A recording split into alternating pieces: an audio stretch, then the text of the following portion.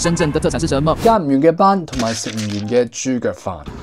深圳作為著名嘅搞錢之城、打工之都，來了就是深圳人。有傳言匯集咗足足350萬嘅格件冷，即係佔咗深圳常住人口嘅差唔多20%啊！而龍江豬腳飯正正就起源於揭陽市惠來縣嘅龍江鎮。話說當年嘅唐朝詩人韓愈因為得罪咗老細而被貶潮州，但係嚟自龍江大廚嘅滷水豬腳卻意外攻陷咗佢嘅內心，情不自禁點讚轉發之後，龍江豬腳亦正式出到啦，最平10蚊雞，最快10秒鐘就可以食到啖啖都係肉，簡直係深圳打工仔嘅996必備套餐啊！喺大眾點評上，深圳嘅豬腳飯達到咗5529間，佔咗全國豬腳飯嘅1/5啊！沙縣、蘭州拉麵同埋黃燜雞米飯3個加埋都打唔過，真係名副其實嘅深圳快餐街頭霸王，犀利嘅程度甚至吸引到非法組織嘅注意。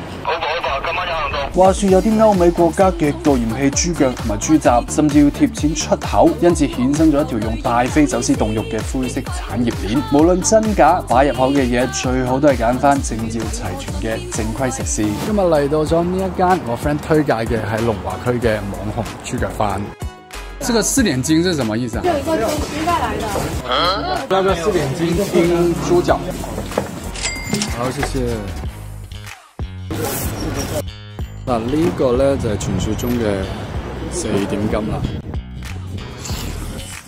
其實咧好 Q 鹹，不過我好喜歡。